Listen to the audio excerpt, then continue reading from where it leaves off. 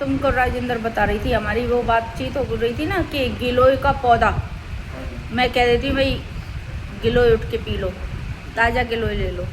तो गिलोय का पौधा तो ले लो, गिलोय का जो है ना पौधे का जो भी है स्वरस यूज़ तो कर लो, लेकिन वो गिलोय लगी कहाँ है इसका ध्यान रखो।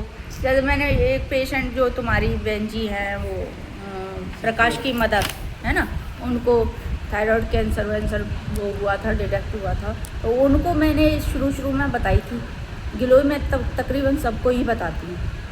अब उनकी जो स्थिति थी जो भी है, लोकल एप्लीकेशन के लिए भी मैंने कुछ मेडिसिन बताई थी, तो उससे बढ़ गया।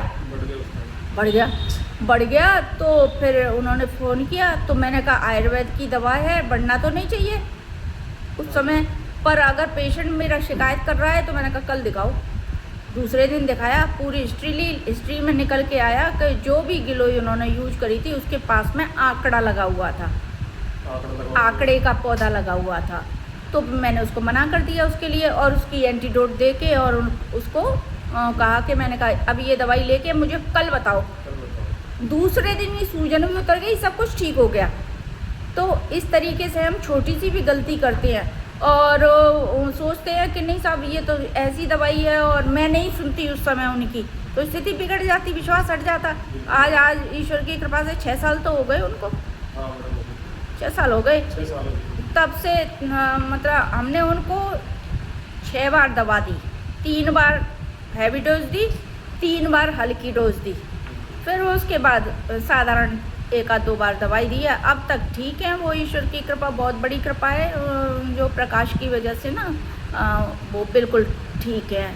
ऐसे ही मैं तुमको 2-4 केसों का डिस्कशन कर रही थी कि भाई एक कोई अकाउंट ऑफिसर की जो है ना माँ थी, उनको भी हॉजकिंस कार्सिनोमा था, ब्लड कैंसर ही था एक तरह से, और पूरे ऑर्गन डैमेज थे उनके, है ना। तो उनको बहुत सारी प्रॉब्लम थी, उसको भी मैंने तत्काल प्रभाव से अंग्रेजी दवाइयों को बंद करवा के आयुर्वेद दिया, उसमें चमत्कारी परिणाम आए, और वो तो बैठ ही नहीं पाती थी। और उनकी उम्र थी 75 साल की उम्र थी।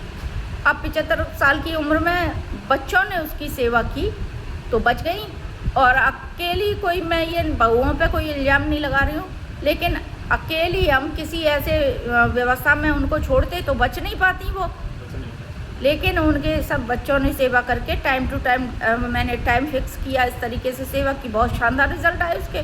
फिर उन लोगों ने काफ़ी और लोगों को कहा, पर लेकिन मेरा गुस्सा थोड़ा सा तेज होता है, तो गुस्सा इसीलिए होता है कि भाई टाइम से आप दो, नहीं तो फिर क्या, मेरा नाम भी ख़राब होता है और आपके पैसे भी ख़राब होते हैं। कोई छोटी मोटी तो दवा बनती नहीं है वो कि भाई 1 रुपये की दवा में हम ठीक हो रहे हैं, वो तो होता नहीं है। तो परिणाम बहुत अच्छे आते हैं, आयुर्वेद की चमत्कारिक दवा है वो, लेकिन लेना आपको बड़े तरीके से होता है। मेरा भी यश इसी वजह से रहता है, और मुझसे डरते भी लोग इसीलिए हैं, या तो आएगा तो ठीक होगा, नहीं तो फिर चला ही जाएगा। यही तुम्हारा भी अनुभव है, ऐसा ही है ना। और तुम दूसरों को भी यही कहते हो, जो अगर लेनी है तो तरीके से लो, यहाँ वहाँ ऐसा सिस्टम नहीं है कि डर जाते हैं कि कहीं ऐसा नहीं हो जाए, वो है चक्कर। तो ये हम वीडियो भी इसीलिए बनाते हैं कि आयुर्वेद की प्रतिष्ठा रहे, आयुर्वेद के लिए हम समर्पित होकर काम कर रहे हैं, जीवन की सुरक्षा के लिए। लोग जीवन की सुरक्षा पाएँ आयुर्वेद की शरण में आके। मेरे जैसे तमाम और चिकित्सक भी हैं जो काम कर रहे हैं, तो अपने को समाज में स्वास्थ्य को सुधारना है तो तरीके से ही काम करना होगा। सिर्फ राम की मूर्ति प्रतिष्ठित करने से राम राज्य थोड़ी होता है। जब तक आचरणों में मूल सुधार नहीं होगा, राम राज्य का सपना भी साकार नहीं होगा। ऐसे ही अगर हम अपने आचरणों में अच्छा जो है ना खान पान और जो सही तरीका है वो नहीं अपनाएंगे, तब तक आयुर्वेद की दवा क्या करेगी। हमारा डिसिप्लिन भी होना चाहिए, ये है। तो अब तुम धन्यवाद करो। धन्यवाद।